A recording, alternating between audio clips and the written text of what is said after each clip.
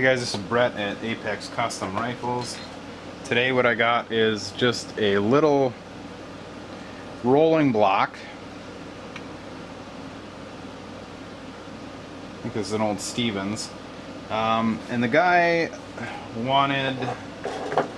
he didn't want to put a dovetail sight in there, I guess, so he's got this just little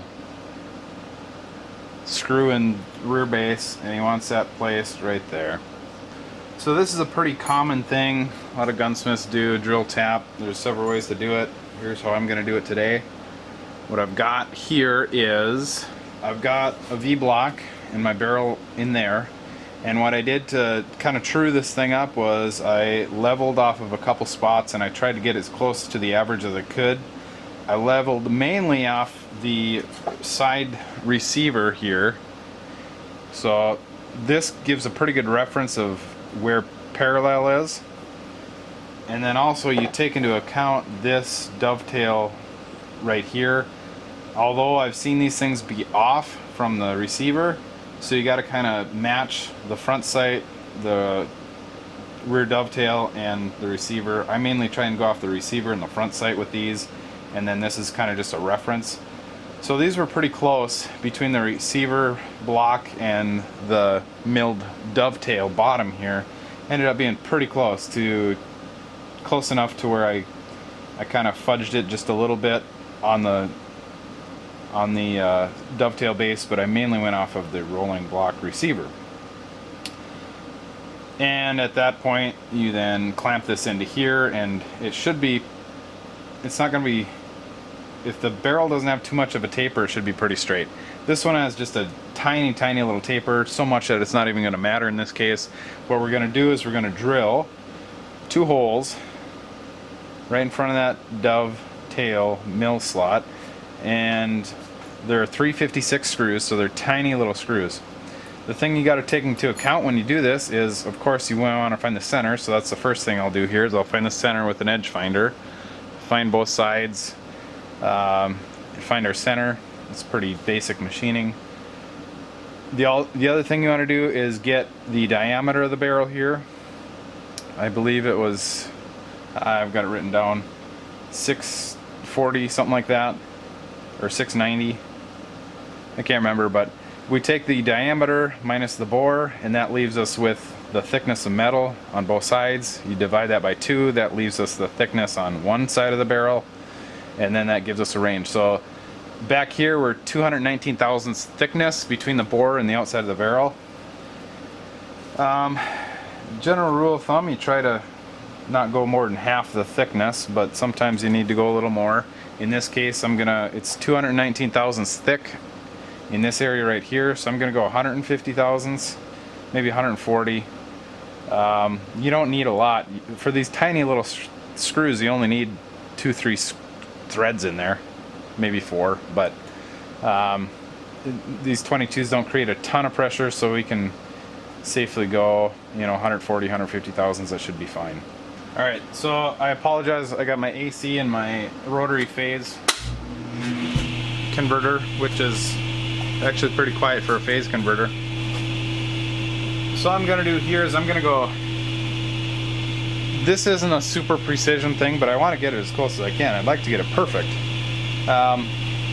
So I'm going to measure about in between these and get the center line. If this was a high precision rifle, custom high-end stuff, I'd go off of each screw and center each one and make sure we're centered everywhere, or I'd go back several inches in front, several inches behind, find the center, make sure everything is lined up this way. For this little 22, this front sight on here is extremely crude, so this will end up being nicer on the back end here than the front sight will actually be. So, but we want it to be as nice as possible, of course. So let's find our center.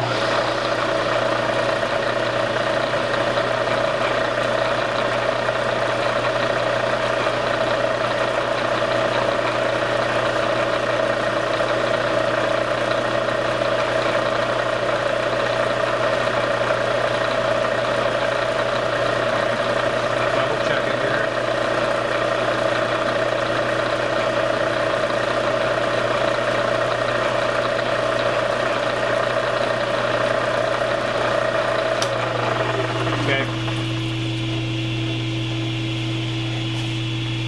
And I'm just going to write down, I'm actually going to measure this because we have our edge there. And I should be pretty close with where my caliper was here. 664 minus 220. I'm just going to say 223 for the sake of giving a little fudge room. So that leaves us with 441 divided by 2 is 220.5.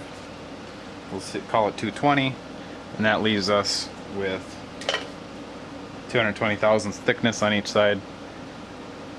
However, our 664, we got to divide that in two. We need to go down to 332. So we're going to dial in 100 thousandths.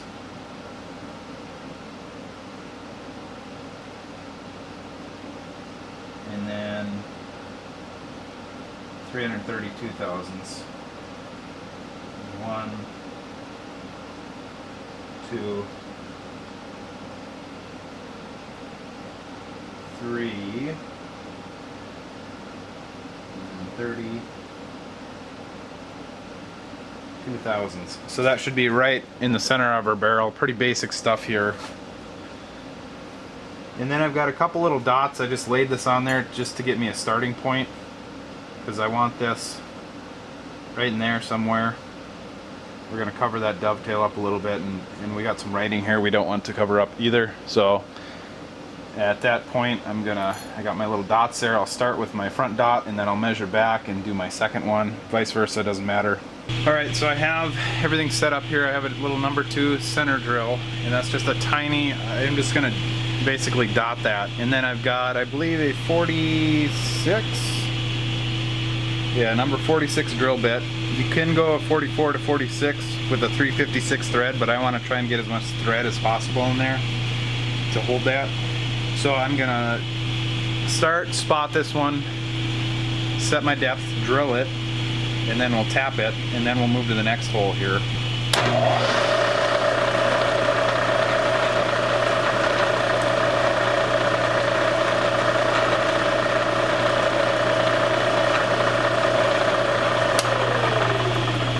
So it's just a tiny little spot. And then we're going to go over to our, what did I say, 46? 46 drill bit.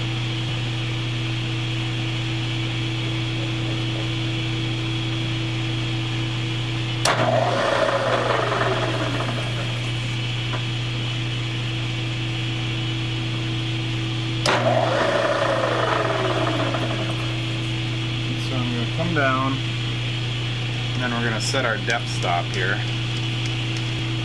set 140 thousandths. I don't have a DRO on my down feed on my quill, so what I'm going to do to set my depth is use feeler gauges, and I've got these set at 143 thousandths. I got 143 thousandths stacked on these, and I'm just going to set them in my quill and set my depth. So here's my depth stop. I'm touching down on the butt barrel here. I'm just gonna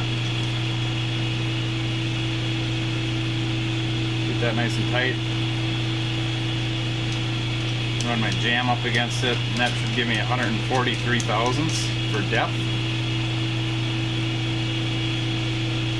I'd go just a tad bit less here. Leave it a little loose. We can go up to, I figure I can go up to 150, so that'll be good right there. So that'll give me a hard stop and won't let me go deeper than what I want to go with my drill bit. So I'm going to just drill away.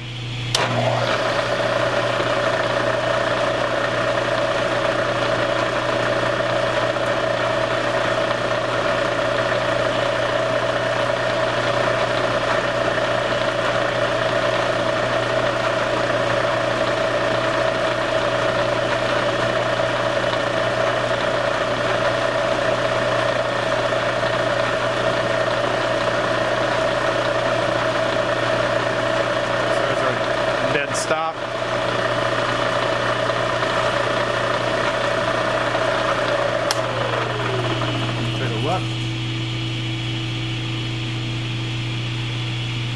So there we got a nice little hole that we can tap. Being that this is such a tiny little hole, I'm gonna cap it by hand here.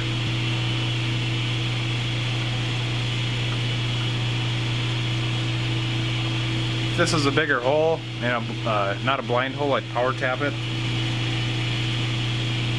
But I'm gonna get it started, and I might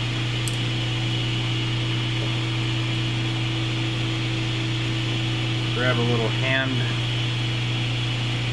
tap and hand tap that. Alright. What I have here is a little pin vise with my 356 tap, and then it's just in the chuck as a guide loosely. So I'm going to spin it. And this is a bottoming tap. The nice thing about this is it's not going to break the tap because there's not a super tight grip on there. Well, I could use a little more grip. There we go.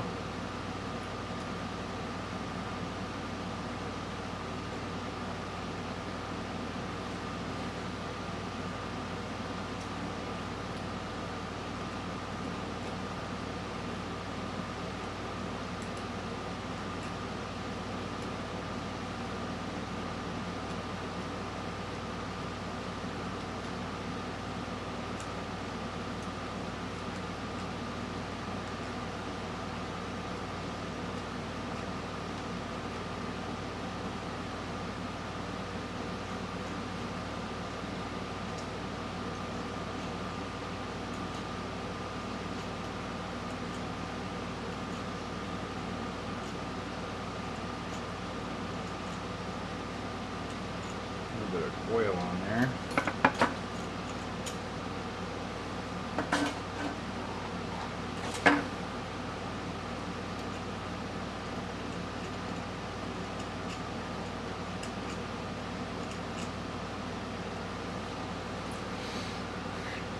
Alrighty, that should be more than enough threads for that one.